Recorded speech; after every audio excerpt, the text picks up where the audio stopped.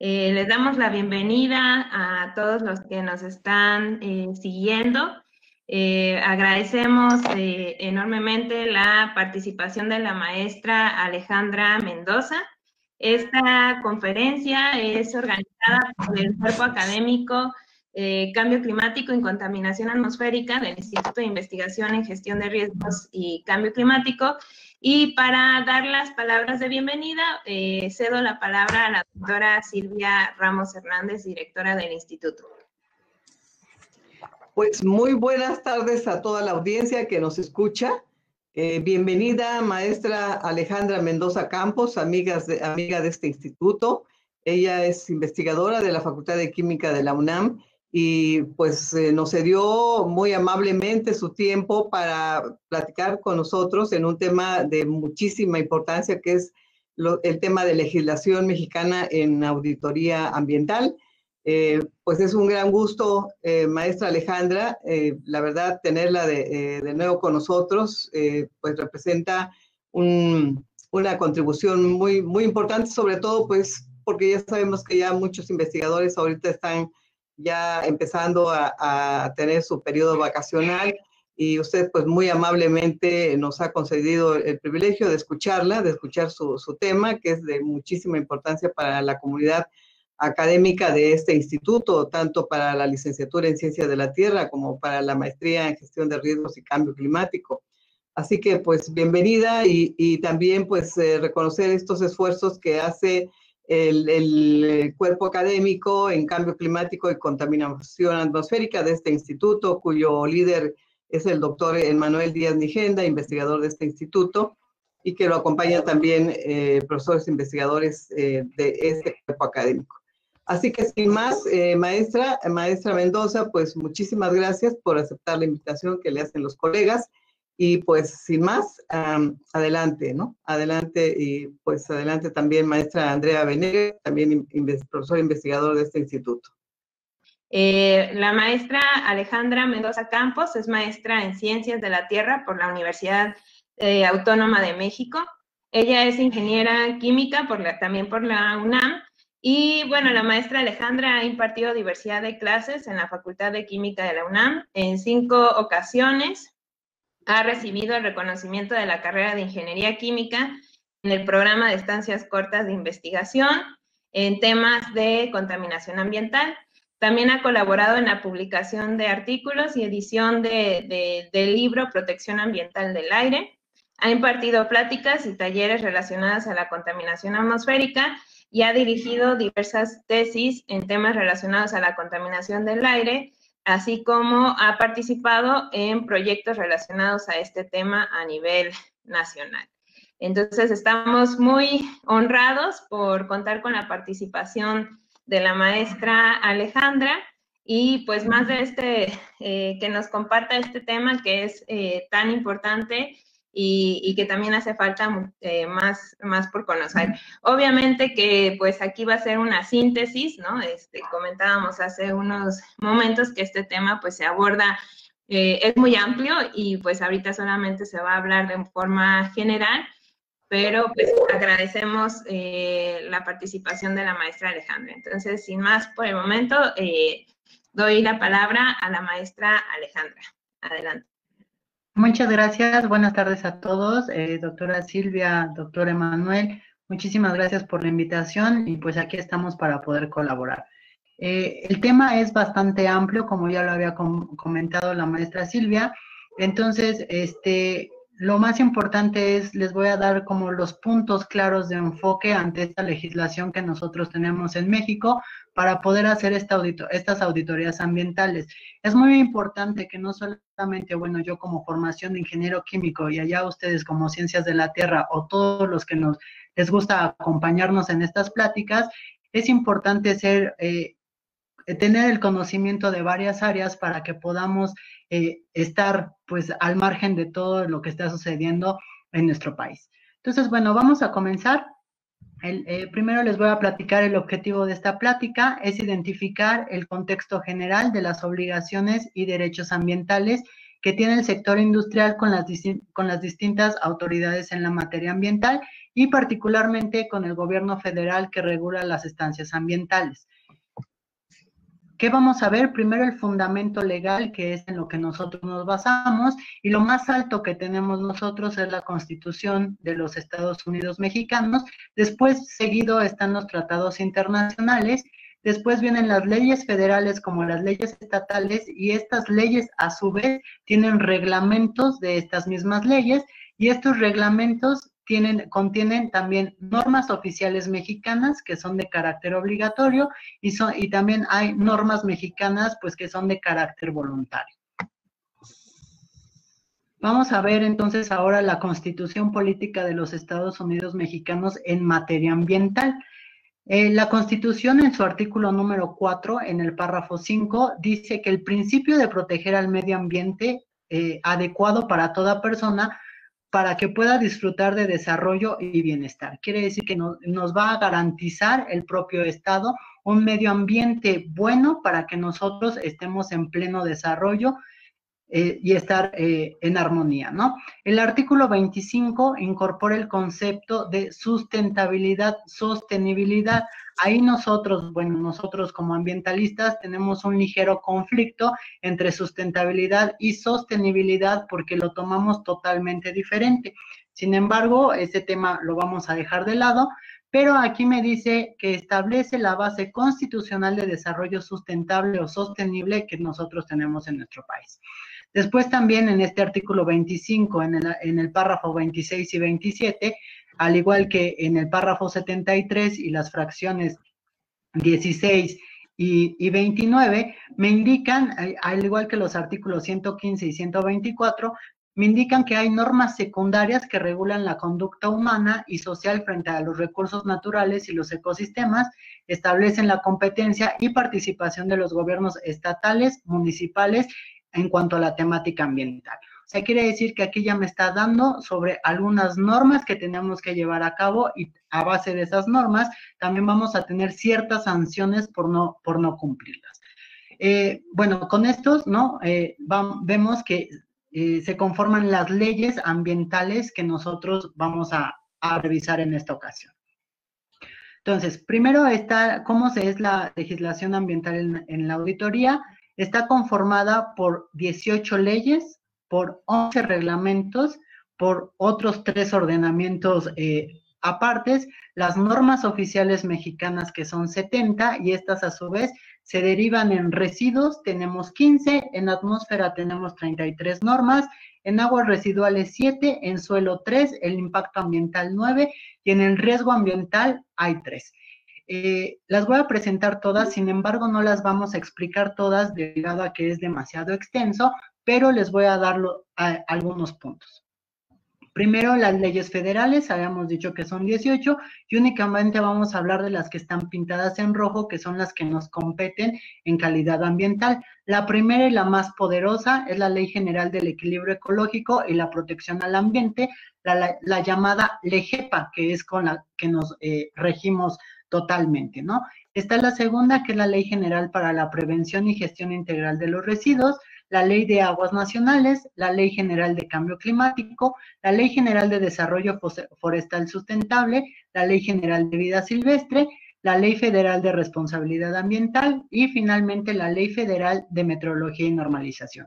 Estas son las que más nos competen en cuanto a cuestiones ambientales. Sin embargo, pues hay muchas más, así como ustedes lo ven, que la Ley de Comercio Exterior, la Ley General de Víctimas, etcétera, pero en esta ocasión únicamente vamos a hablar de estas.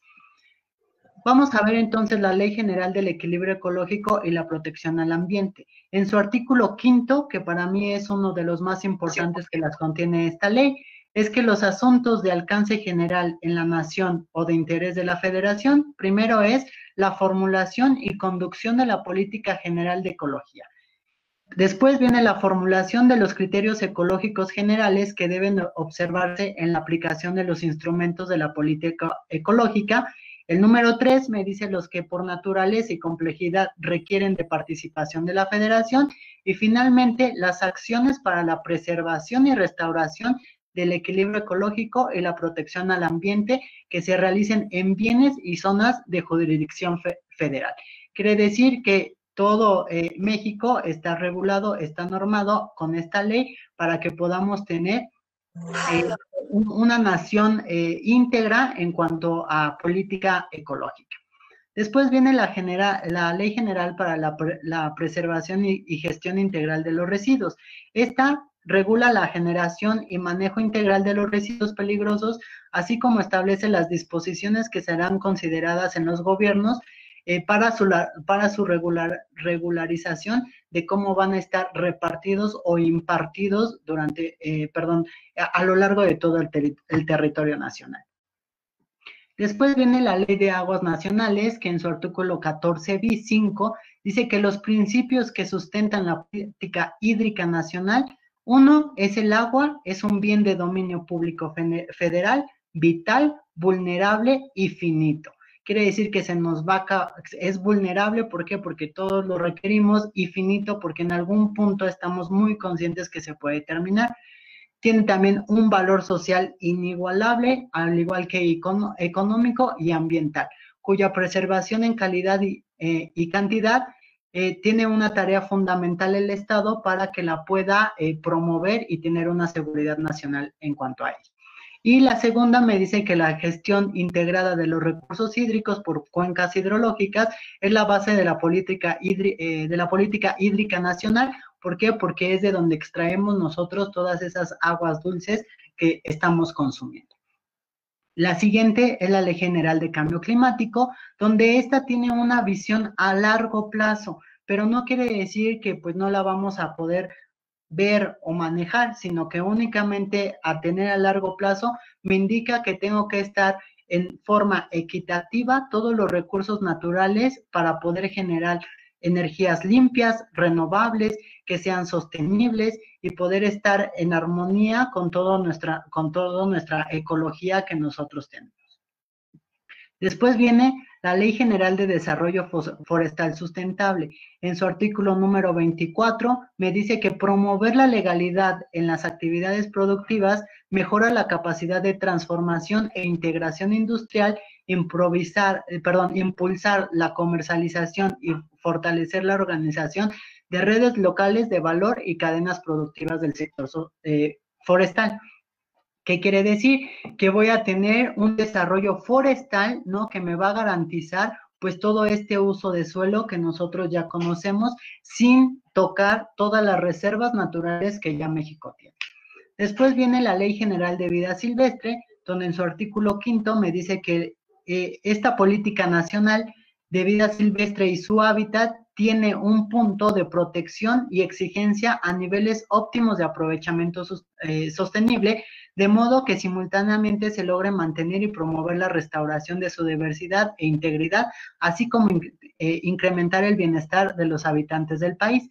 Quiere decir que me van a garantizar que la vida silvestre de un lugar va a seguir funcionando tal cual como debe ser, aunque sea una parte del ecoturismo o del turismo que nosotros ofrecemos.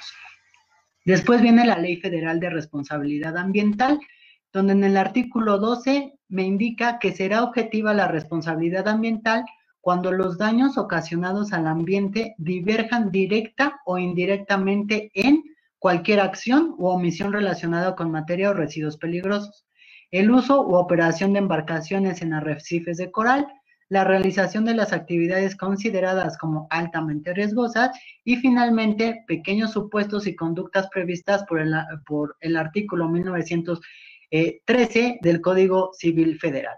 Quiere decir que si nosotros tenemos un impacto dañino a nuestro ambiente, o sea que ya cae en nosotros esa responsabilidad ambiental y pues nos vamos a ver ahí inmiscuidos en el Código Federal Civil, que pues obviamente voy a tener una sanción o una amonestación hasta a estos puntos de responsabilidad ambiental.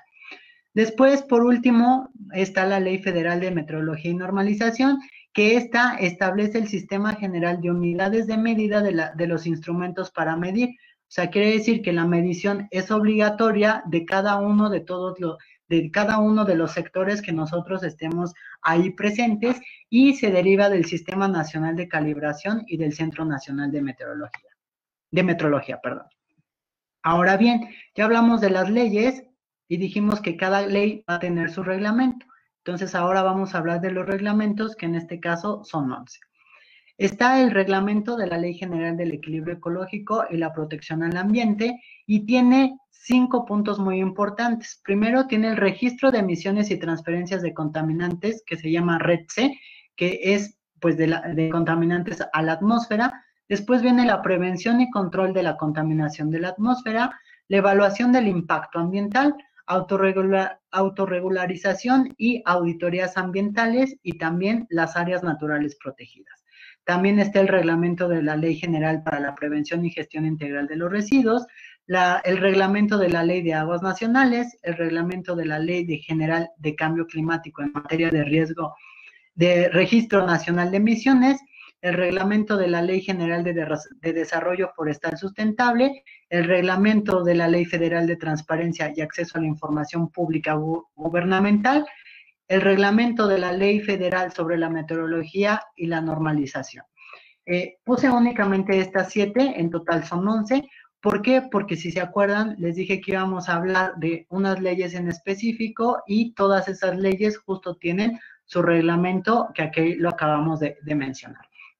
Es muy importante decirles que en el anterior no puse la Ley Federal de Transparencia y Acceso a la Información Pública Gubernamental, sin embargo, aquí en el reglamento sí lo pongo. ¿Por qué? Porque es de carácter obligatorio, ¿sí? De que cada poblador, bueno, que nosotros pobladores sepamos perfectamente qué es lo que está pasando con ese acceso a la información que nos está dando cada una de las diferentes secretarías del gobierno federal.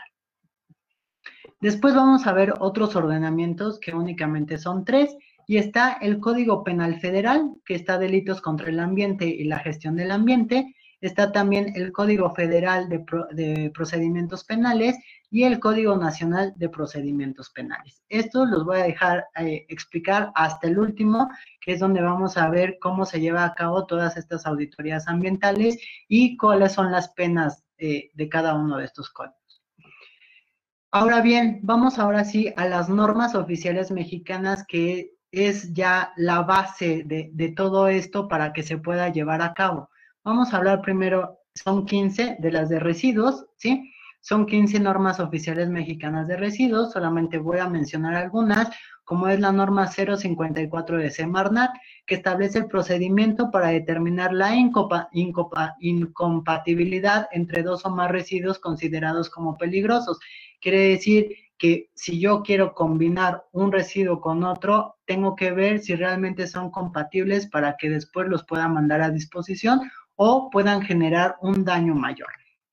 Después también viene la norma 083 de la Semarnat, donde me da las especificaciones de protección ambiental para la selección del sitio, diseño, construcción, operación, monitoreo, clausura y obras complementarias de un sitio de disposición final de residuos sólidos urbanos y de manejo especial. Quiere decir que yo ya tengo que saber o tengo que leer toda esta norma para saber, uno, lo más importante, la selección del sitio, después el diseño, cómo se va a construir, cómo se va a operar, el monitoreo para que no haya afección a terceros al ambiente, también puede ser que los procesos de clausura y obras complementarias, por ejemplo, como expandir o hacer otro tipo de pilas para esta disposición.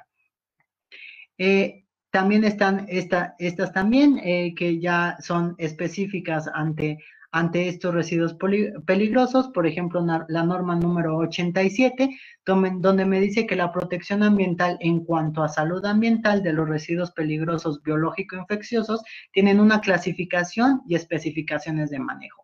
Este es más o menos claro, me gusta mucho darlo como ejemplo, porque cada que vamos a un sitio hospitalario o de salud, ¿qué es lo que observamos? Pues una manta roja donde me dice es altamente infeccioso, ¿no? O tenga cuidado, al igual que cada uno de sus contenedores son de color especial para que estos puedan ser tratados o manejados de un tipo de forma. Y finalmente está la norma 159, que establece los requisitos de protección ambiental de los sistemas de lixiviación, en este caso de cobre, no solamente de cobre, pero hay de muchos más, ¿no? Los lixiviados es ese líquido que sale después de cada uno de los residuos que lo dejamos reposar cierto tiempo. Entonces, este lixiviado puede tener también un daño al suelo, o puede tener un daño a la atmósfera si es volátil, o bien sobrepasa del suelo y puede llegar a nuestro sistema hídrico. Después pasamos con los de atmósfera, son 33, es el más extenso. No voy a demorar mucho en estos porque me voy a enfocar totalmente a las emisiones de la atmósfera, ¿no? Bueno, aquí podemos observar las 5 primeras normas, después vienen las otras 5 normas. Tengo también aquí, me voy a parar en la norma 046 de la Semarnat, que me dice que establece los niveles máximos permisibles de emisiones a la atmósfera de dióxido de azufre, de neblinas de trióxido de azufre y de ácido sulfúrico provenientes de procesos de producción de dodesilbenzenfúlnico, ¿no? ¿Qué quiere decir? Que estos son totalmente normados, ¿sí? Cuando hay una construcción derivada de una industria donde me está emitiendo todos estos contaminantes. Después vamos a pasar a la siguiente, donde me dice que la norma 049 de la Semarnat establece las características del equipo y el procedimiento de medición para la verificación de los niveles de emisión de gases contaminantes provenientes de las motocicletas en circulación que usan gasolina o mezcla de gasolina-aceite como combustible.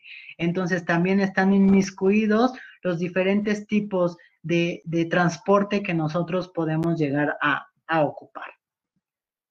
Viene también la norma 079, que me dice que establece los límites máximos permisibles de emisión de ruido de los vehículos automotores nuevos en planta. ¿Qué quiere decir? Que también está en cuanto a atmósfera, el ruido también entra como un contaminante. Aunque no es tangible, el ruido es una parte de una energía externa que nosotros podemos provocar y también se puede considerar totalmente subjetivo. ¿Por qué? Porque habrá sonidos que nosotros seamos tolerables a ciertos decibeles y podamos decir aún no es ruido, pero sin embargo habrá otras personas que hasta a un bajo decibel puedan considerar ese sonido como no agradable y ya tomarlo como un ruido.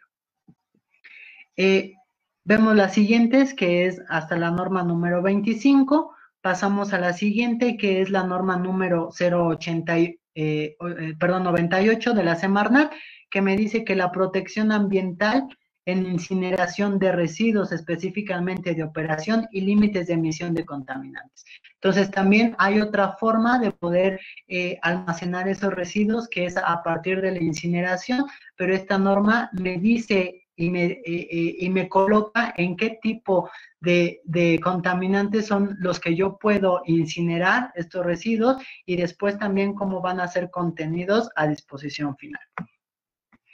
Después vemos las otras siguientes normas para darnos un total de 33 y voy a centrarme ahí en la número 33, que es la 156, donde establece la operación de sistemas de monitoreo de la calidad del aire.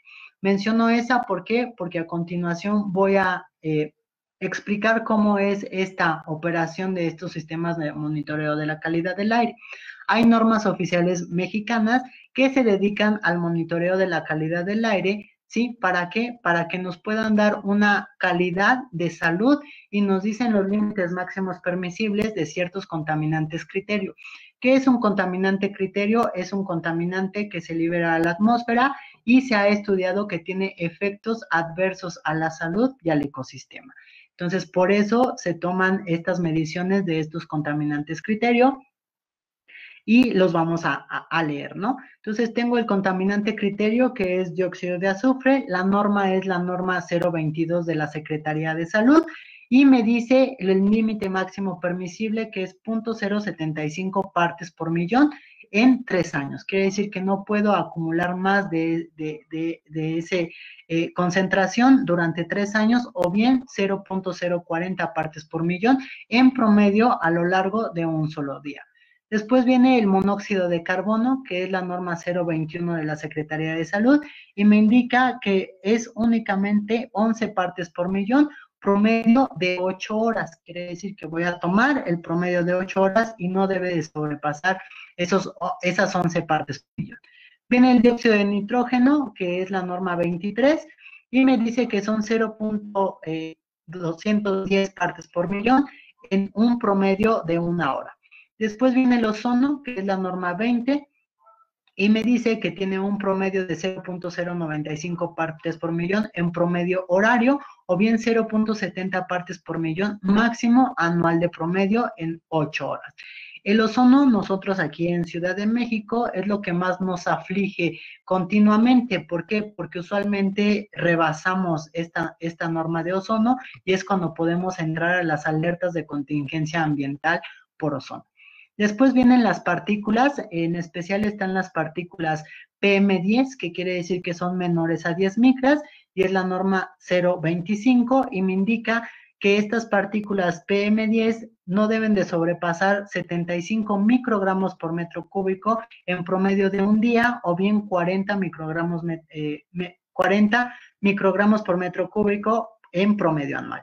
Pero también hay unas partículas muchísimo más pequeñas, que son las partículas PM2.5 o menores a 2 micrómetros, y me dice que estos no deben de rebasar 45 microgramos por metro cúbico en promedio de un día, ¿no? Las partículas es, a mi consideración, el contaminante criterio más peligroso que podamos tener emitido en la atmósfera. ¿Por qué? Porque una partícula no sabemos de qué está compuesta, y también por su tamaño, pues es muy fácil que se inhale y recorra todo nuestro tracto respiratorio. En este caso, hay muchas que logran salir, pero hay otras tantas que no logran salir y se pueden acumular ya sea en los pulmones, en los alvéolos o en los bronquiolos. Finalmente, viene el plomo, y este plomo es de la norma 026 y me dice que no debe de sobrepasar 1.5 microgramos por metro cúbico en promedio de 3 meses. Ahorita el plomo ya está totalmente normado, ¿sí? El plomo ya está muchísimo más vigilado. Les cuento por ahí un chisme, ¿no? O sea, cuando yo era más joven o más chica, pues todo contenía plomo, ¿no? O sea, incluso los lápices para colorear, los juguetes y demás que nos lo llevábamos a la boca, pues tenía demasiado plomo, y el plomo ocasiona una enfermedad llamada saturnismo. Incluso también antes las gasolinas, pues eran a base de plomo, y todo el pavimento se podía observar de color negro, el cual pues eran justo esas partículas que se quedaban impregnadas en el pavimento de ese plomo, ¿no? Ese saturnismo pues me hace tener una degeneración neurológica. Obviamente ya como grande pues ya no me voy a ver deforme, ¿no? Pero lo que sí es que me va a tapar ciertas partes de las neuronas, las dendritas, y entonces pues me voy a ver un poquito lento, ¿no? O sea, me voy a hacer un poquito tontito, por así decirlo. Vamos a seguir. Después vienen también las normas técnicas vigentes, que ya son las NMX, y estas normas, estas normas, vienen las normas técnicas vigentes, que también son normas oficiales mexicanas, y estas normas me indican cuál va a ser el método que yo voy a utilizar para medir estos contaminantes criterio. En el caso del dióxido de azufre está la norma 38 de Semarnat, y me dice que para poder medir o cuantificar este dióxido de azufre se utiliza el método de equivalencia de fluorescencia ultravioleta. Para el monóxido de carbono es la norma 34 y el método es la absorción en el infrarrojo. Para el dióxido de nitrógeno es la norma 37 y el método es la quimioluminiscencia en fase gaseosa. Para el ozono es la norma 36 y el método es la fotometría ultravioleta. Para las partículas, pues no se tiene tal cual como un método, pero utilizamos la gravimetría, que quiere decir que es el cúmulo que nosotros estamos captando en ciertos filtros. Después también viene el plomo, y este plomo pues no cuenta con una norma oficial tal cual de un método de medición, sino que se hacen otro tipo de estudios de cuantificación para poder obtenerlo. Después viene ahora sí, normas adicionales a la atmósfera. Está la norma 156, donde me dice el establecimiento y la operación de sistemas de monitoreo de la calidad del aire, o sea que me da más o menos cómo poder hacer esta vinculación de puntos en donde puedo tener un monitoreo de la calidad del aire. Está también la norma 172, donde me dice los lineamientos para la obtención y comunicación de índice de la calidad del aire y el riesgo a la salud que puede llevar. Muy bien, ya hablamos de residuos, de atmósfera, vamos a ver el de aguas residuales. Son 7 únicamente estas normas, donde me dice la número 1, la norma 1, me dice que establece los límites máximos permisibles de contaminantes en la descarga de aguas residuales en aguas en bienes nacionales. Está también la norma número 3, que me dice los límites máximos permisibles de contaminantes en descargas residuales, pero ahora a los sistemas de alcantarillado.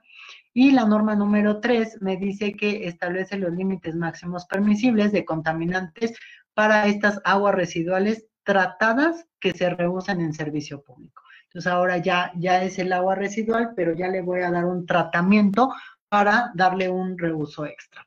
Está también la norma número 14, que son requisitos para la recarga artificial de acuíferos con agua residual tratada. Recuerden que tenemos muchos lagos, lagunas, que son totalmente artificiales y muchos tratan de, provienen de aguas tratadas, ¿no? Y la norma número 15 de Conagua, donde me dice, y la infiltración artificial del agua a los acuíferos, características y especificaciones de las obras y del agua. Esta también es muy importante porque todos los manantiales que nosotros llegamos a tener, pues son muy fácilmente vaciados o muy fácilmente robados, todo este tipo de agua que tenemos ahí. Entonces se hace una infiltración artificial, ¿no? O sea, que quiere decir que es forzada, que pase por todos los diferentes medios del suelo para que pueda alcanzar esa riqueza mineral del suelo en el que va pasando y hasta llegar pues al acuífero al que pertenece. ¿Cuáles normas oficiales hay en cuanto a esta gestión de aguas residuales? Sí, está la número 3, que me dice los requisitos durante la construcción de pozos de extracción de agua para prevenir la contaminación de acuíferos. Esta es una de las que considero más importante. ¿Por qué? Porque no es solamente decir voy a excavar porque voy a encontrar agua, sino que no sabemos también en qué punto está la excavación para poder extraerla y que se pueda contaminar no solamente el agua que vamos a extraer, sino pues una mayor parte del acuífero. Ahora bien, vamos a pasar al suelo. Hay únicamente 3 normas y estas 3 normas es la número 21, que establece las especificaciones de la fertilidad, salinidad y clasificación de los suelos. Está el estudio, el muestreo y el análisis de cada uno de ellos. Esto quiere decir que nos sirve mucho a nosotros. ¿Por qué? Porque cuando decimos qué tipo de uso de suelo es cuando hacemos este tipo de norma o hacemos este estudio regidos por esta norma para poder dar una solución a qué tipo de suelo es. Si es urbano, si es rural, si es semirural, si puede servir para construcción o simplemente pues pertenece a un tipo de suelo rico que es únicamente para poder tener absorción de nutrientes y que las plantas puedan crecer más. Está también la norma 138 de la Semarnat, donde me dice los límites máximos permisibles de hidrocarburos en suelos y lineamientos para el muestreo en la caracterización y especificaciones para la remediación. Muy bien, ¿qué quiere decir? Que ya sé qué tipo de suelo es, pero a lo mejor hubo ahí un percance y puedo ser capaz de remediar ese suelo, ya sea in situ o ex situ. Quiere decir que in situ, en el sitio, voy a tener la capacidad de poder remediarlo, o ex situ, pues me voy a llevar toda esa parte de suelo para que se pueda remediar en otro lugar. También está la norma 147, que establece los criterios para determinar las concentraciones de remediación de suelos contaminados por arsénico, bario, berilio, cadmio, cromo, hexavalente, mercurio, níquel, plata, plomo, selenio, talio y o vanadio.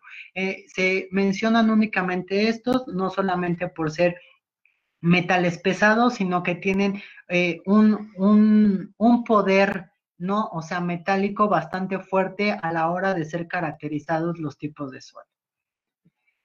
¿Qué normas hay para regular estas gestiones de suelos contaminados? Está la norma 052, que establece las características, el procedimiento de identificación, clasificación y los listados de los residuos peligrosos. O sea, ya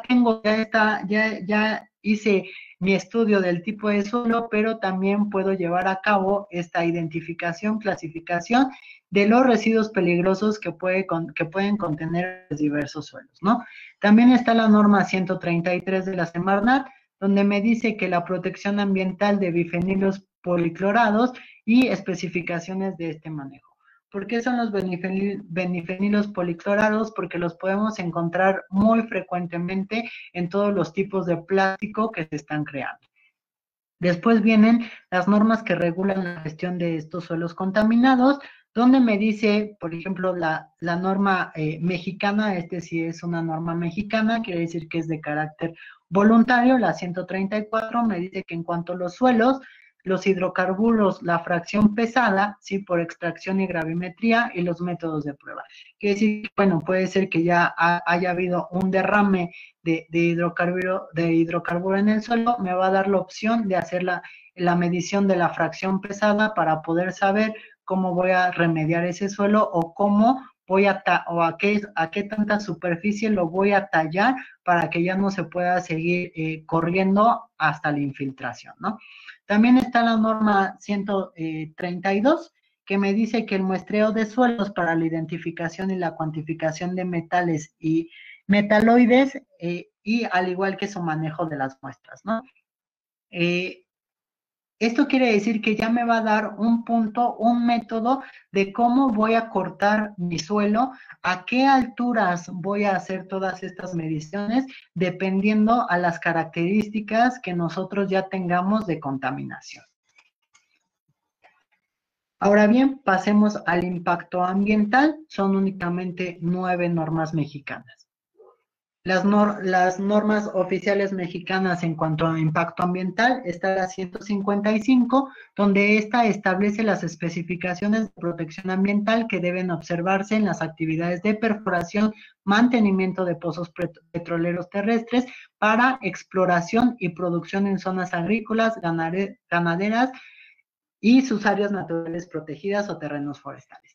¿Qué me quiere decir? Que sí lo puedo hacer todas estas actividades de perforación para poder extraer petróleo o para poder explorar, ¿no? O sea, todos los puntos donde se puedan obtener petróleo, pero está restringido que no tienen que ser áreas naturales protegidas o zonas agrícolas ganaderas donde nosotros tenemos una producción amplia, vasta de todos estos recursos. También está me voy a pasar a la siguiente, está también la norma 120, que establece las especificaciones de protección ambiental para las actividades de exploración minera directa en zonas con climas secos, templados, en donde se desarrolle vegetación de matorrales, xerófilos, bosque tropical caducífilo y bosques de coníferas o encinos. Quiere decir que también en cuanto, así como regula también los pozos petroleros, también para la exploración minera hay zonas restringidas donde no se debe de hacer estas exploraciones por ciertas características que hay en la vegetación, especialmente en la vegetación y también en el uso de suelo. Después me voy a pasar a la siguiente, que es la norma 150, que establece las especificaciones técnicas de protección ambiental que deben observarse en las actividades de construcción y evaluación preliminar de pozos. Ojo, dice únicamente pozos, quiere decir que puede aplicar a cualquier tipo de pozos de extracción tanto acuíferos como petroleros o bien para poder subsanar un suelo, ahí también puede entrar. Finalmente, vamos a ver ahora las normas oficiales mexicanas, que es en cuanto a riesgo ambiental, y todos son acuerdos que nosotros hemos firmado, ¿no? Bueno, México ha firmado, ¿no? El primero es el acuerdo por el cual las Secretarías de Gobernación y Desarrollo Urbano y Ecología hicieron el primer listado de actividades altamente riesgosas. ¿Cuáles son? Únicamente se basó en sustancias tóxicas. Este está desde el 28 de marzo de 1990 y a lo largo de todo este tiempo se ha ido enriqueciendo cada vez más ese listado, ¿no? Entonces ya tenemos un listado de sustancias tóxicas o riesgosas que podemos tener. Después está el acuerdo por el que la Secretaría de Gobernación y Desarrollo Urbano y Ecología es el segundo listado de actividades altamente riesgosas y este es sustancias inflamables y explosivas.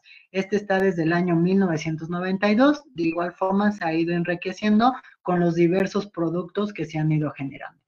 Y el número 3 está el programa para la prevención de accidentes y me dice que es un programa total para poder intervenir entre cualquier emergencia o situación, ya sea accidental o provocada, ¿sí? O bien de forma natural que pueda ejercer en cuanto a riesgo ambiental que podemos tener. Por ejemplo, los incendios forestales, ¿no? Pueden ser accidentales, el 90% de ellos son accidentales intencionales y el otro 10% pueden generar de forma natural por ciertas acciones de la naturaleza y en estos podemos tener el programa de prevención a este tipo de accidentes, de cómo llevar a cabo para poder mitigar ese riesgo ambiental que nos lleva. Bueno, entonces vamos a continuar con esta segunda parte, que es la parte de la auditoría ambiental. Vimos primero todo lo que es legislación, porque para estar empapados de qué es lo que pasa durante una auditoría ambiental. Obviamente, si no sabemos todos estos temas de leyes, que aunque no estamos obligados en hacerlo, pero si nos vamos a ser profesionales y dedicar a esto, pues es totalmente importante que lo sepamos, ¿no? ¿Qué es una auditoría ambiental? Primero, pues es evaluar los estándares que debe de cumplir una empresa en cuanto a la protección al ambiente y la prevención de actividades contaminantes. Cada una de estas empresas tienen que fijarse objetivos en función de la evaluación del impacto que genere su tipo de industria o su giro en el que está esa industria. La industria asigna a un responsable o recurre a una empresa externa, que son los llamados consultores, que evalúan la efectividad de las medidas adoptadas que ellos tienen para poder preservar al ambiente y este responsable que se eligió debe contar con todos los conocimientos necesarios para verificar los procesos de esta industria, ¿sí? Se espera que la persona que va a auditar o el auditor sea imparcial y objetivo para que sea una evaluación fiel, real de la situación en la que se encuentra esta industria y dar las mejoras o detectar ciertos parámetros para que estos puedan ser corregidos. Ahora bien, ¿cuál es el objetivo de una auditoría ambiental? Primero, el objetivo general, pues, es recabar información relevante del proceso que permita controlar, planificar y corregir actividades que resulten comprometidas para el cuidado del medio ambiente. Sus objetivos específicos, primero, es el análisis del sistema de gestión ambiental adoptado por las diferentes áreas de esta industria, determinar el nivel de cumplimiento de cada uno de los procesos, verificar los procesos de la industria en los que están participando, evaluar el proceso y su cumplimiento del sistema de gestión ambiental y análisis de cumplimiento y adecuación de los reglamentos legales, que son todas las normatividades que ya habíamos platicado, y la evaluación de la consecución de los objetivos establecidos. Por ejemplo, adoptar medidas correctivas si es que hay, o cambios o rectificación en ciertos procesos donde se demuestre que puede haber alguna mejora en estos y la identificación de posibles áreas de mejora, ¿no? Recuerden que cuando se hace una auditoría ambiental se va justo a un solo punto. Quiere decir que aunque la industria puede tener varios impactos ambientales, como lo que puede ser el agua o como lo que puede ser la atmósfera, siempre se va únicamente hacia un solo punto, el cual se evalúa que es el de mayor interés de impacto ambiental. Después, ¿cuál es la metodología de hacer estas auditorías ambientales? Primero se hace la planificación, quiere decir que se asigna a un equipo auditor donde se le proporciona toda la información que tiene pues acerca de esa industria para que pueda agendar la visita a esta industria. Después viene la gestión previa a la visita. Quiere decir que este equipo auditor tiene que hacer la revisión de documentos como lo que es la misión de la industria, la política ambiental por la que se está regulando, el mapa de impacto ambiental, los permisos legales que tiene, los procesos que lleva a cabo esta industria y el manual de sistema de gestión ambiental adoptado. Quiere decir que cada una de las industrias debe de tener un manual anual en el cual debe de tener una gestión ambiental específica para las áreas en las que estos pues tiene un impacto al ambiente. También está la notificación de la fecha de visita de la auditoría. Esta se notifica con antelación entre 10 a 15 días para que deje una constancia ya definida de la hora y la fecha en la que se van a visitar. ¿Cuál es entonces, ya que hice la primera parte, que es esta que hablamos de planificación, gestión para la previa visita y la notificación de la fecha de la auditoría? Entonces, ahora sí me voy a presentar y lo primero que va a suceder es algo que se llama apertura. Esta es en el primer paso cuando nosotros nos presentamos ahí a la industria con nuestro equipo auditor y nos abre o nos recibe el responsable del área en el que vamos a visitar. Ahí en ese momento el que es el director auditor es el que indica las reglas de la auditoría. Quiere decir que ya con previamente los documentos revisados del mapa de la industria, pues le va a decir qué partes o qué procesos son los que se van a visitar para poder hacer su verificación. En esta apertura se genera un documento que así se llama, documento de apertura, donde se citan el día, la hora, la fecha en el que se están presentando, quiénes son los responsables que van a dirigir esta auditoría ambiental y también quiénes son los que están recibiendo o van a ser la guía hacia estos procesos. Después viene el desarrollo, que es la observación, verificación del cumplimiento del sistema de gestión ambiental de los procesos que ya anteriormente se había planificado pues visitar, ¿no? En este desarrollo también existe otro tipo de formato donde se va a estar describiendo la observación, donde se van a también adjuntar diversas fotografías de lo que se está visitando y también pues la explicación de este responsable de la industria que es el que va a dar la visita o va a dar la explicación general al proceso en el que se esté ahí auditando, ¿no? Después viene el cierre. Este cierre también se hace otro documento donde se comunica los resultados a los responsables generales de ahí de la industria o de las áreas que hayan sido evaluadas en el momento de esta auditoría. También hay otra parte, justo en esta parte del desarrollo o cierre, están los pendientes de mejora, que es como un anexo a uno de estos, donde se presentan las medidas correctoras a implementar, cambiar o corregir, ¿sí? Que el auditor haya visto a lo largo del recorrido y obviamente se firma el acuerdo entre ambas partes de los responsables generales de la industria o del área, así como del equipo auditor. También viene finalmente, ya cuando todo esto termina, ¿sí? Se vuelve a hacer una segunda visita, haciendo igual lo mismo que fue anteriormente, verificando entre 10 y 15 días de antelación, para poder ver estos pendientes de mejora si la industria ya los llevó a cabo.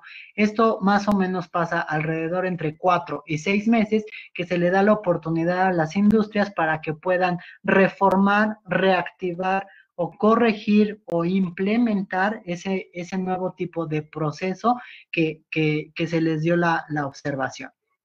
Ya haciendo esto, hay finalmente el documento de elaboración del informe de la auditoría, donde se establecen los resultados del desarrollo, los pendientes de mejora se plasman ahí, detallando cuáles son las acciones que se deben de cumplir, todo el recorrido, el proceso y las correcciones, ¿no?, que ya se hicieron ante la auditoría previa. Se firma este documento por ambas partes y se le da la liberación a la industria. Bueno, entonces, ¿cuál es el cumplimiento de esta regularización ambiental? ¿Qué es lo que tenemos?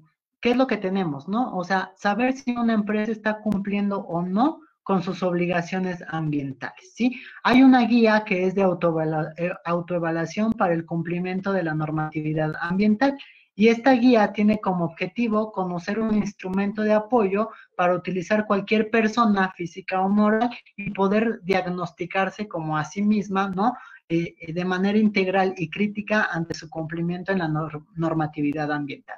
Es como ya un cuestionario que ya se tiene como previo para que nosotros podamos, si yo soy la industria, para que nosotros podamos ir evaluando en qué estamos o en qué no estamos dentro de esta normatividad ambiental, y pues nosotros podamos tener un preámbulo de lo que está sucediendo dentro de nuestra industria. ¿Cuál es el primer organismo, sí, que hace estos procedimientos ambientales? Pues es la Profepa. La Profepa es la única agencia que está totalmente certificada y verificada para poder realizar estas visitas de inspecciones. ¿Qué pasa con los auditores externos, ¿no? O si yo soy un auditor consultor, pues yo debo estar dado de alta ante la Profepa para que yo pueda ser validado como un auditor ambiental. Bueno, ¿cuál es el proceso administrativo en materia ambiental? Primero, pues ya hablamos que se hace la visita de inspección, se hace todo el recorrido que habíamos platicado y después se hace la ejecución de la resolución. Una vez que ya esté hecho todas las correcciones, o bien si no hay ninguna corrección, entonces ya se hace la ejecución de la resolución.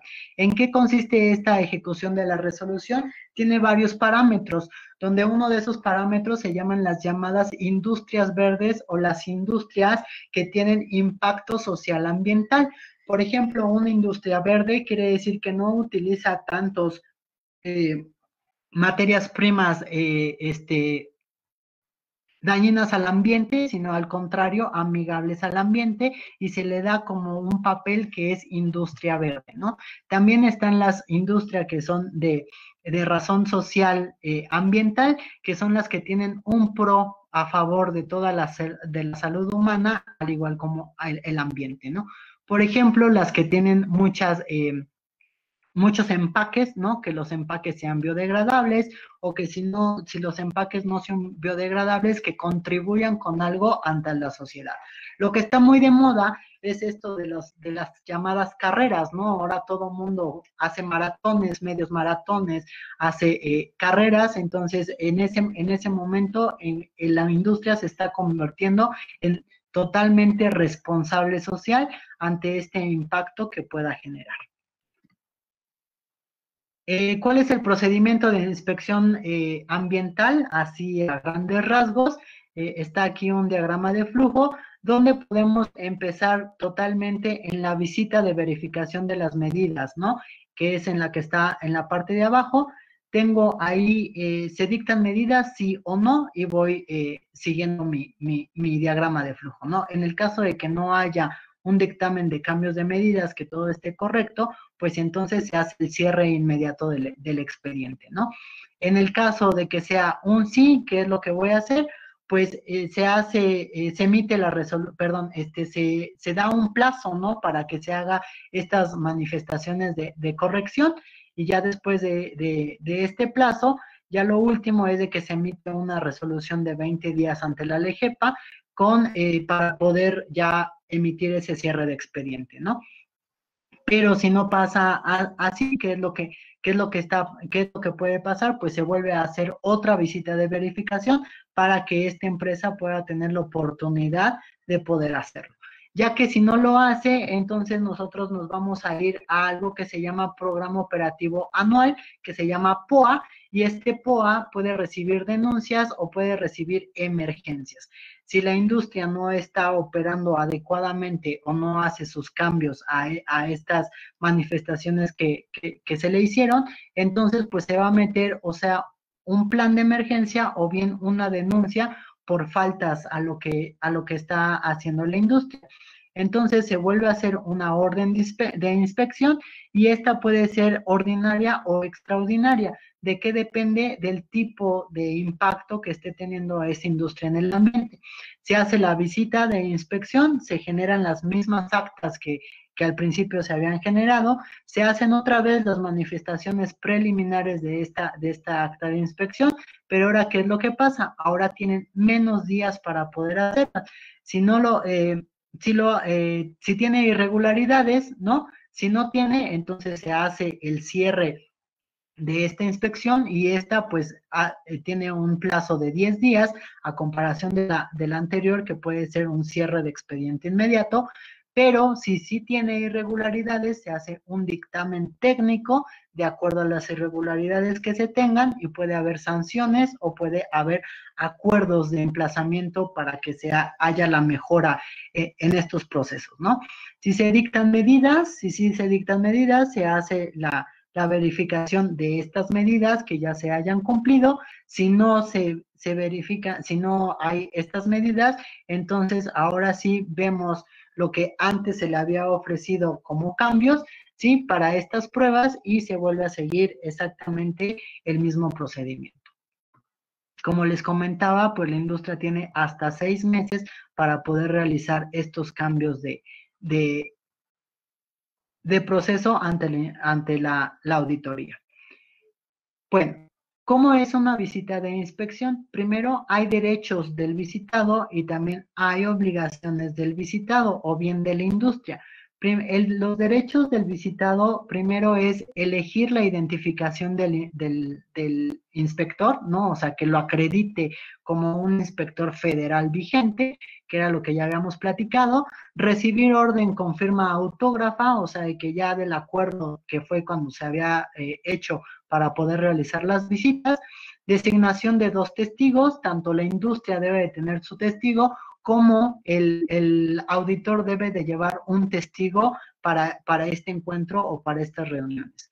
El derecho a formar observaciones durante la visita quiere decir que si yo voy haciendo la visita y yo como auditor y no estoy de acuerdo con la forma de operación, pues el que es el responsable del área de la industria, él me puede decir cómo realmente opera esa parte de la industria para que a mí me pueda quedar más claro, ¿no? Si no se hace en el momento, esta persona responsable aún tiene 5 días después de la visita para poder objetar esa parte que se escribió en el desarrollo de la auditoría.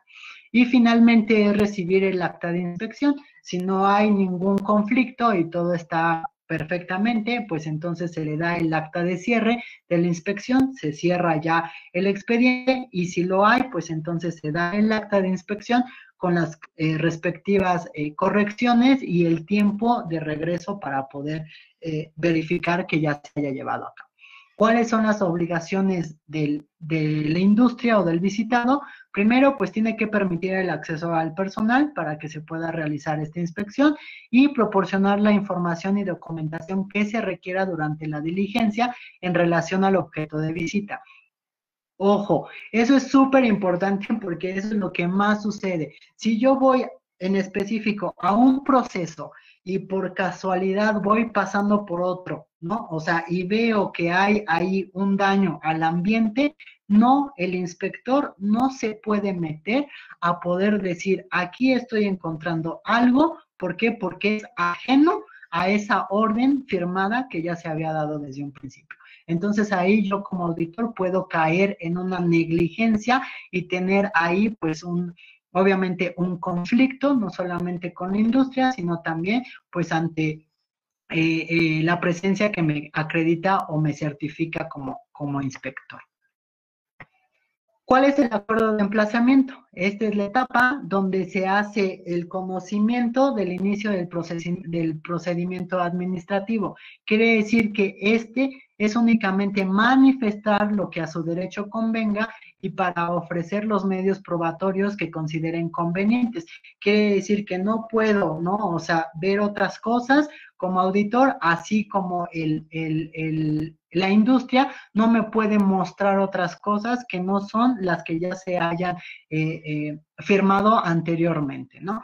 ¿Por qué? Pues ahí dice, ¿no? Porque los supuestos hechos violatorios se detectan durante la visita de inspección, entonces no podemos desvirtuar nuestra visita, sino que hacer únicamente en lo que nos se había establecido y lo que nosotros habíamos propuesto para realizar esta visita.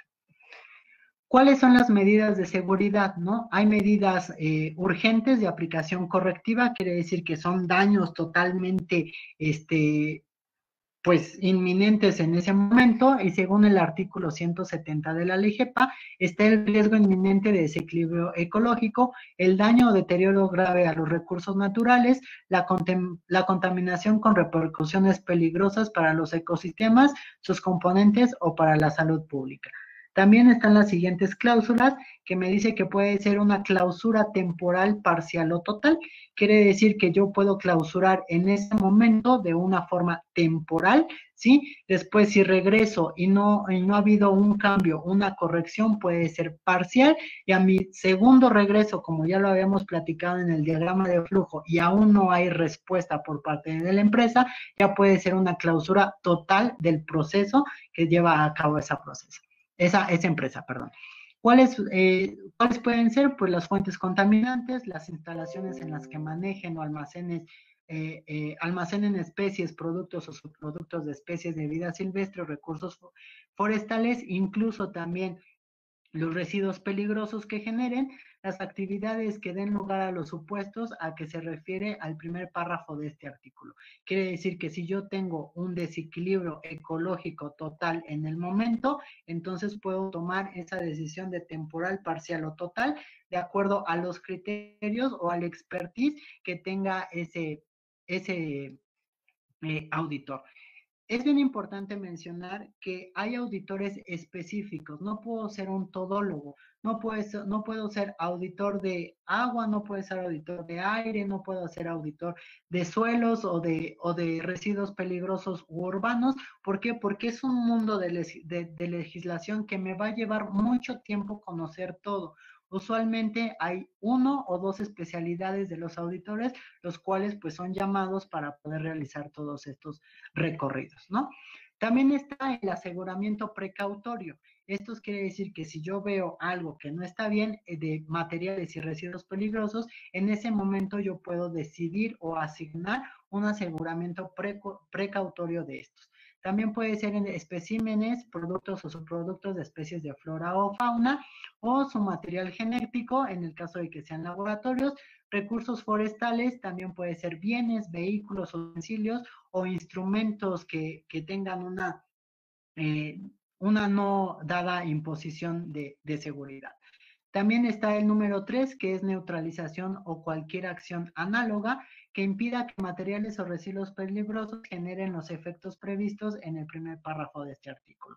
O sea, todo va que me lleva a donde hay un desequilibrio ecológico inminente o totalmente visible, entonces en ese momento yo puedo llevar a cabo cualquiera de estas 3 acciones.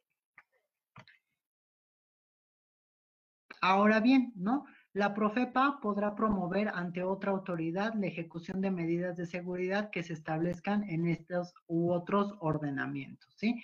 ¿Cuáles son estos aspectos? Entonces, ya no salió el anterior. Bueno, ¿cuáles son estos aspectos? Quiere decir que si el auditor se encuentra bajo un problema, entonces automáticamente va a llamar a Profepa, perdón, y Profepa va a llevar a cabo toda esta gestión ambiental que debe de tener esta empresa. ¿Cuál es la resolución? Finalmente, la resolución es el acto que pone fin al procedimiento administrativo y donde se dan las cuestiones planteadas que ya habíamos platicado, ¿no? Primero, los aspectos a observar es la valoración de pruebas, los razonamientos para la aplicación de un precepto al caso concreto y la fundamentación y motivación de sanción. ¿Cuáles pueden ser los motivos de sanción? Las sanciones, ¿sí? Pueden ser multas bastante altas, ¿sí? Por ejemplo, pueden llegar hasta los 50,000 días de salario mínimo general vigentes de la Ciudad de México, la clausura temporal o definitiva, total o parcial, arresto administrativo hasta por 36 horas, decomiso, suspensión o revocación de concesiones, licencias, permisos o autorizaciones. ¿De qué dependen estos tipos de sanciones? Pues va a depender del daño ecológico que se tenga o del desequilibrio que se tenga ante lo ecológico, la salud o el ambiente, ¿no? ¿Cuáles son las consideraciones que debe de tener un auditor ante estas sanciones? Pues primero la gravedad de la infracción, ¿no? O sea, hay que considerar si es realmente muy grave, pues entonces me voy a ir por una sanción bastante grave, ¿no? Las condiciones económicas del infractor, también si yo veo que es una industria pequeña, ¿no? O una pyme, pues no voy a hacerle una condición económica demasiado grande porque pues estamos conscientes que no va a responder ante esa sanción, sino que va a preferir pues totalmente cerrar la industria, ¿no? La reincidencia, ese también es bien importante.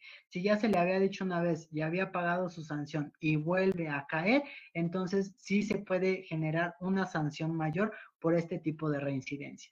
El carácter intencional o negligente, porque también puede ser intencional este daño o con negligencia ante la persona que es experta en el área o ante la persona que me está dando, ante la persona que es responsable de la industria, ¿no? Y el beneficio obtenido por el infractor, o sea, bien, ¿no? O sea, ¿cuál va a ser después de su sanción? ¿Cuál va a ser el beneficio que va a tener? Puede ser que me diga, bueno, ya pagué, pero lo puedo seguir haciendo de aquí hasta que me vuelvan a auditar, entonces pues obviamente va a tener un lapso bastante grande si es que no corrige, ¿no? O si corrige a tiempo, pues ya va a evitar la reincidencia a esa infracción, ¿sí? ¿Cuáles son las sugerencias? Primero, pues evitar que el procedimiento administrativo aumente los costos de transacción para los involucrados, o sea, haya o no haya sanciones, porque también ahí el auditor pues se ve involucrado, ¿no? Conocer las obligaciones ambientales, ese es un hecho que todos debemos de saber como auditores, y las industrias pues por el impacto que están teniendo. Saber cómo cumplir con ellas y comprender las implicaciones de no cumplir con ellas, como lo son las sanciones. Está también conocer el procedimiento administrativo, ¿no? O sea, cómo es lo que hablábamos, ¿no? Cómo es la apertura, cómo es el desarrollo, cómo es el cierre, cómo voy a dar mi carta de recomendaciones generales ante ciertos procesos. Aprovechar mecanismos complementarios de defensa y cumplimiento, ¿no? Como el recurso de revisión, las revocaciones, las reconsideraciones, las conmutaciones de multas, ¿no? O sea, decirme, sí, tú lo ves así, pero no es así, y ya mi experto te va a explicar qué es lo que está pasando realmente, ¿no? Entonces ahí puede haber una revocación, también se puede tener una reconsideración que tal vez en ese momento falló no sé, el área de condensados, ¿no? Entonces puede haber una reconsideración ante esa contingencia que haya tenido la industria, ¿no? Y finalmente las conmutaciones de multas, pues quiere decir que lo puedan arreglar en el momento, ¿sí? O los 5 días posteriores, que lo puedan arreglar y ya no se le va a generar esas multas o esas sanciones económicas. ¿Cuál es la sugerencia? Primero, todos debemos de tener una cultura y un compromiso ambiental porque es en donde estamos, donde vivimos y es lo que nos genera pues la vida, ¿sí? Y el cumplimiento de las obligaciones ambientales. Si yo sumo esta cultura más cumplir todas las obligaciones ambientales que debo de tener para mejorar mi entorno, entonces pues no va a haber ninguna sanción y al contrario puede haber una bonificación, como lo que les platicaba, que era esto de las industrias verdes ante esa industria. Bueno, Les voy a platicar del modelo de inspección industrial, cómo lo lleva a cabo la Profepa. ¿Por qué la Profepa? Porque dijimos que es el único organismo federal que está capacitado para poder hacer todos estos recorridos, ¿no? Primero tiene 5 vertientes, que es promover, inspeccionar, ordenar, verificar y comunicar. ¿De qué se trata cada uno de ellos? El promover es el uso de materiales sobre obligaciones ambientales, promoción de mecanismos voluntarios, se generan también volantes o se generan trípticos o se genera propaganda virtual para que pueda haber esta promoción de el desarrollo ambiental. Después está inspeccionar. Inspeccionar es hacer justo estas visitas, realizar las denuncias o atender las denuncias ciudadanas, estar al pendiente de las emergencias y los PUAS, que donde ya habíamos dicho que los PUAS son los puntos donde nosotros vamos a poder verificar todas estas acciones operativas anuales que tiene cada una de estas industrias, ¿sí? Después viene ordenar. Ordenar es la medida asociada a las irregularidades. Quiere decir que ya que hice algo, entonces voy a estar viendo qué pasa ante esa irregularidad. También debe de haber plazos acordes con el cumplimiento posible de estas medidas. Si es una medida muy grande, sí, donde se tiene que volver a regenerar o donde se tiene que implementar un nuevo proceso, ¿sí? Entonces, pues obviamente tengo que dar un plazo considerable para que se puedan llevar a cabo todas estas medidas. Viene también el verificar, que es asegurarse que todos los procedimientos con medidas ordenadas estén totalmente verificados y hacer la coordinación con el jurídico. ¿Para qué? Para evitar estas sanciones. Y por último está el comunicar. Este comunicar son que la empresa está obligada a darnos toda la comunicación de lo que está pasando dentro o fuera de su empresa, ¿no? Y cómo está dañando al entorno o bien en el momento o en el sitio en el que se encuentra, qué daño puede haber, ¿no? Esta comunicación también debe de ser en coordinación a la sociedad, porque muchas veces la gente aledaña o los pueblos aledaños son los que se pueden dar mayor cuenta de este impacto ambiental que tienen estas empresas, ¿no? Y finalmente, documentar los casos. Casos positivos o casos negativos. Casos positivos, por ejemplo, de que se hizo una verificación con cambio de proceso e impactó, ¿no? O sea, positivamente al ambiente, o bien un caso negativo como una emergencia donde pues hubo un impacto negativo al ambiente y se hizo un daño. Pues por mi parte eso es todo. No sé si haya alguna duda o alguna pregunta. Hola, pues muchas gracias, doctora, maestra Alejandra. Pues aquí tenemos algunas preguntas. Ahorita se las leo. Aquí, bueno, la pregunta que nos hacen es, ¿qué pasa si se rebasan los límites permisibles, por ejemplo, en calidad del aire? ¿Qué pasa? En la primera instancia que pasa es que se le da un ordenamiento de proceso, quiere decir que se va a tratar de mitigar ese impacto, ¿no? O sea, voy a meter un nuevo proceso para que se mitigue el impacto en determinado contaminante y como es nueva formulación para la industria, pues se da un tiempo determinado para que lo pueda implementar. Hago una segunda visita y si veo que ya tiene este mecanismo para poder ya reducir sus emisiones a la atmósfera, entonces pues ya puedo hacer un ordenamiento de salida, ¿no? De este impacto. En el caso contrario, que no lo esté haciendo, entonces, ¿qué es lo que voy a hacer? Voy a dar un segundo plazo de visita para que lo pueda realizar. Y si no lo vuelve a realizar, entonces ya se convierte en una sanción. ¿Por qué? Porque está impactando desfavorablemente en el caso de la atmósfera y está rebasando las normas oficiales mexicanas. Ok, muchas gracias. Tenemos otra pregunta. Permítame leerla. es ¿qué pasaría si se demuestra que un relleno sanitario no funciona correctamente y afecta a cuerpos de agua? ¿Qué pasaría? Si ya tenemos específicamente que vamos a auditar los lixiviados del relleno sanitario, entonces se le hace una propuesta para que tenga un campo permeable donde está justo ahí su laguna de lixiviados para que no puedan penetrar hacia el suelo y afectar los sistemas hídricos, ¿no? De igual forma, se le hace la sugerencia, ¿no? Para este cambio o reformulación de proceso, se le vuelve a hacer una visita. En el dado caso que ya lo haga, entonces se le da su alta, y si no lo hace, también se procede a una sanción porque ya está generando un daño a terceros, que no solamente es los lixiviados, ¿no? O sea, bueno, la generación de los lixiviados y el almacenamiento, sino también ya está adentrando a cuencas hídricas o a sistemas hídricos. Ok, muchas gracias también por Facebook. Diego Ulloa nos pregunta, bueno, nos dice, un tema interesante, muchas gracias. ¿Cuál es la diferencia entre una ley federal y una ley general?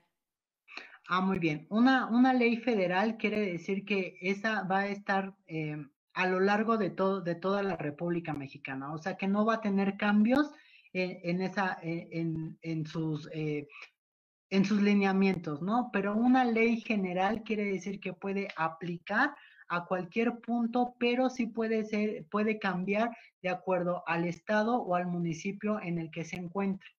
Entonces, no todo, como somos un sistema muy variado en cuanto ecosistema, puede ser que la ley general no aplique en mi zona, entonces puede haber un cambio, ¿no? Hacia esa reformulación. Ok, también Diego nos pregunta, ¿cuáles son las funciones de las unidades de verificación? ¿Cuáles son las qué, perdón? Funciones de las unidades de verificación. Ok. Hay diversas unidades de verificación. Como hablamos, hay un cuerpo auditor, ¿no? Entonces, depende a lo que se vaya a auditar, es esa unidad que va a tener. Por ejemplo, si se va a auditar específicamente aire, entonces voy a llevar un cuerpo que sea experto en los temas atmosféricos, que es el que nosotros vamos a determinar. Pero si voy a determinar suelos, ¿no? O va a ser un conjunto, porque también pues la contaminación es cíclica, puede ir del aire al agua y luego al suelo, o del suelo al agua y después al aire. Entonces voy a escoger estos expertos que me van a poder ayudar a hacer ese complemento para la verificación que nosotros vamos a hacer, ¿no?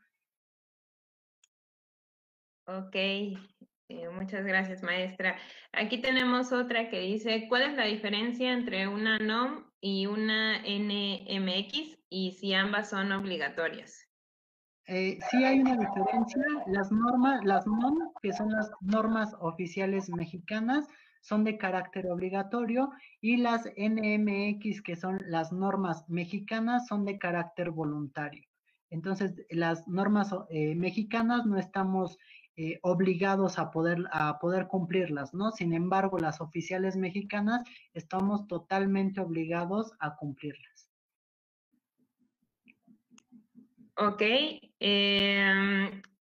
tengo aquí otra de Facebook.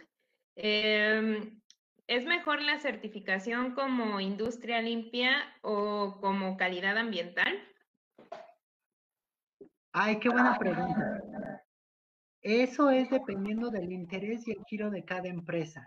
Hay empresas que deciden ser mejor industrias limpias, les conviene más ante el giro que ellas manejan, y hay otras que prefieren totalmente ser industrias verdes, ¿no? Obviamente el precio o la negociación de esta, pues va a ser muy variado dependiendo del giro o del interés que tenga la empresa hacia lo que está realizando. Ok, muchas gracias. Tenemos aquí también otra que es, ¿Qué es y en qué casos se dan las conmutaciones de multas y reconsideraciones? Las conmutaciones de multa quiere decir que se van a retirar, que se va a retirar esa multa, quiere decir que se va a condonar, ya se le va a perdonar. ¿En qué caso se da? En el caso de que si el responsable de la industria en ese momento da una solución inmediata a lo que nosotros estamos proponiendo o viendo durante el recorrido, entonces se puede dar esta conmutación. ¿En qué casos también se puede dar pues una reformulación o una regeneración de estas multas? Pues es cuando esta empresa se comprometa en esos lineamientos a indeterminado tiempo a poder realizar ese cambio para que no se vea el impacto al ambiente, que es el que nosotros estamos evaluando, y entonces pues ya se puede perdonar, ¿no? O sea, esa multa o esa sanción. Ok, tenemos otra pregunta desde Facebook. ¿Es de carácter obligatorio un proceso de auditoría ambiental? Sí, en teoría sí, todas las industrias deben de estar totalmente en un padrón para que se puedan auditar. También por responsabilidad social, como ya lo platicábamos en la charla, pues tenemos que estar acorde, ¿no? Con esas obligaciones que tenemos al ambiente. Sin embargo, no hay una sanción ahorita hasta el momento fuerte donde no me obligue a estar dentro del padrón, y puede ser que demore años en que pueda ser auditado en lo que me encuentran, ¿no? O puede ser que jamás en la vida me encuentren y pues no, nunca voy a ser auditado y puede estar totalmente fuera de las normas. Y hablando en relación a las sanciones, en el caso de las dependencias públicas, si hay incumplimiento de las normas, ¿quién las sanciona? En caso de que sea una secretaría federada, estatal o municipal, también las que la sancionan es la Profepa. La Profepa es la que tiene todo el poder en cuanto a cuestiones ambientales, de auditoría ambiental. Entonces, si una de las mismas secretarías no entra dentro de norma, también tiene su sanción.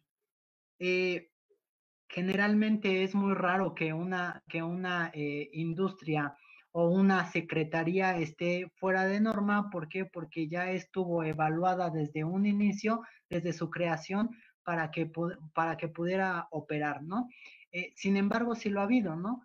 Lo que hemos visto, por ejemplo, con Pemex, que es de la federación, pues hemos tenido ahí varios casos catastróficos, lo cual pues entra directamente la Profepa y hace una clausura parcial o total, ¿no? Entonces, la verdad es que sí sucede y está pues regulado y está ahí también bajo cláusulas de cada una de las diferentes secretarías. Muy bien, pues aquí en la sala del Meet tenemos a los compañeros Ana y Jorge. No sé si ellos tengan alguna pregunta. Bueno, la maestra Ana ya nos hizo llegar una pregunta, pero no sé si tengan alguna otra ya para ir cerrando. Maestra, ¿qué ha pasado con las certificaciones ambientales por parte de Profepa y qué ventaja hasta el momento tienen las empresas en que se certifiquen? Ya que han habido antecedentes, que hay empresas que se certifican, pero no es como que si no hubiese pasado nada. Entonces, eso quita o deja de motivar a las empresas a que se puedan certificar en diferentes materias. Claro, estas certificaciones se dan de acuerdo a los giros de las diferentes empresas. Entonces, recordemos que hay muchísimos giros empresariales y también la empresa pues debe estar totalmente pues de acuerdo, ¿no? O en guía a lo que se está dando como certificación. Lo motivante que puede ser es justo esta demora en las auditorías ambientales o dar lo que antes se llamaba bonos de carbono. Ahorita ya no existen los bonos de carbono, donde estos bonos de carbono lo que daba era reducir esos impuestos que tenían las empresas o que tenían que dar las empresas, perdón, a Hacienda, Ahorita ya no existen, ¿no? O sea, por esta nueva legislación que estamos viviendo, pero lo que ahorita se está hablando es esto de empresa limpia o empresa verde, donde estas industrias lo que tienen, o que tienen de ventaja justo es poder tener un mayor auge, ¿no? O tener un convenio con el gobierno, puede ser federal o estatal, dependiendo de qué es lo que les convenga a las empresas y poder generar mayor recursos, ¿no? O al igual poder acceder a ciertos tipos de beneficios como lo que son los préstamos, ¿no? O sea, con menores intereses o bien pues que se vayan al dominio público. Sí, tengo entre 2 o 3 preguntas. La primera era que no entendí muy bien la parte donde dice qué es y en qué caso se dan las conmutaciones de multas y las reconsideraciones en algún momento.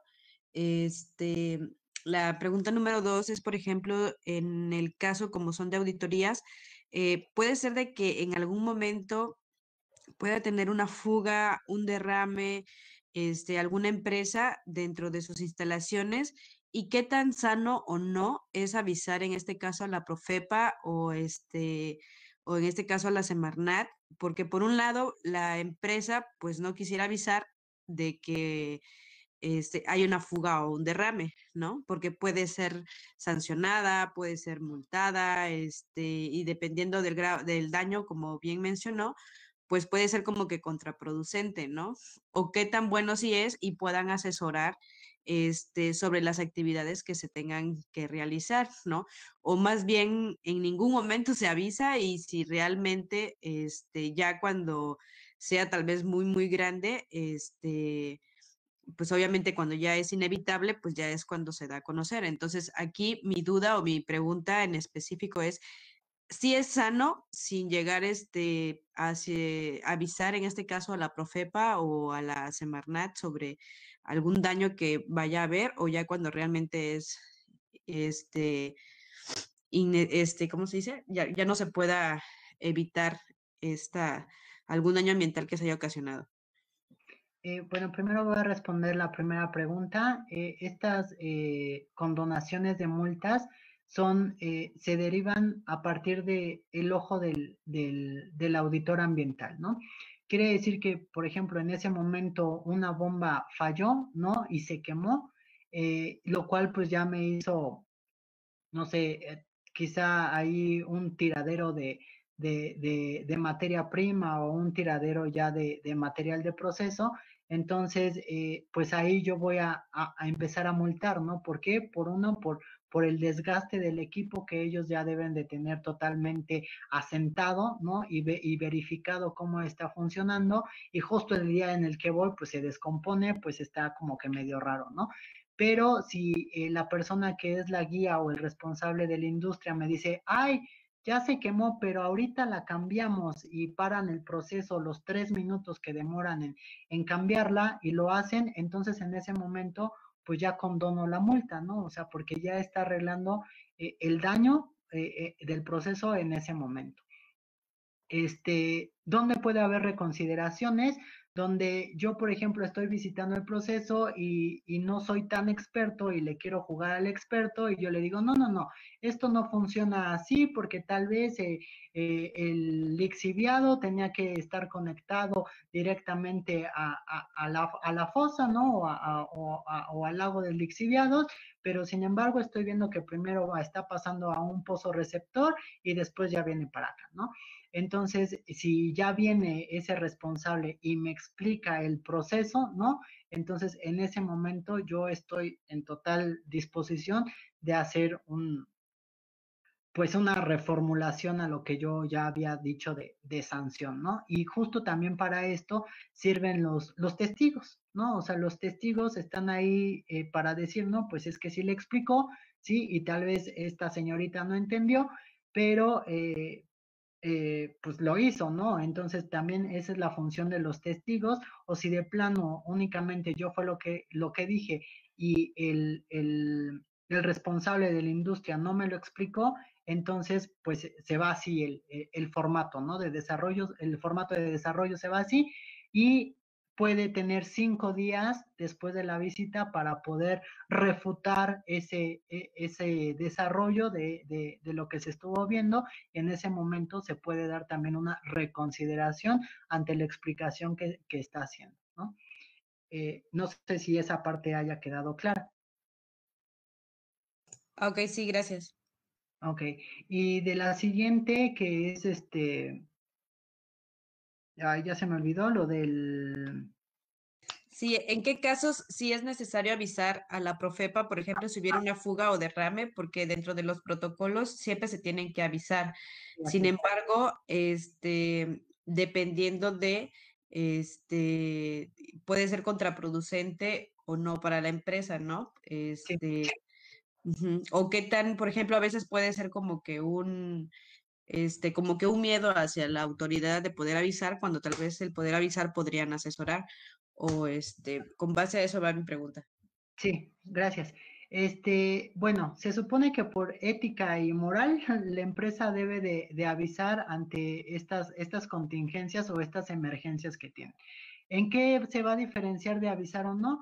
Si la empresa está totalmente en sus manos y puede hacerlo, ¿no? O sea, puede mitigar lo que está pasando ante esa emergencia, no hace falta anunciar, ¿sí? Pero ¿qué pasa si la empresa no está capacitada o no tiene los recursos para poder mitigar ese daño? Inmediatamente se tiene que dar aviso, ya sea a Profepa o a Semarnat, para que ellos puedan entrar en acción y justo evitar un daño mayor, como lo había comentado antes, ¿no? ¿Qué es lo que pasó? El ejemplo más claro que tenemos fue la última ocasión del derrame que hubo ahí en el Golfo de México. Pues la empresa dijo, no, sí puedo, ¿no? Y total de que no pudo, ¿no? ¿Y qué fue lo que se hizo? Se hizo la nata más grande, entonces hubo un daño mayor. ¿Por qué? Porque no dio aviso oportunamente, y entonces pues ahora que ya entraron las autoridades, pues obviamente fue más difícil de poder mitigarlo, más difícil no solamente en cuanto a tecnología, sino también en cuanto a tiempo. ¿Por qué? Porque se fue dispersando o se fue recorriendo más pues la nata del hidrocarburo ahí sobre el mar.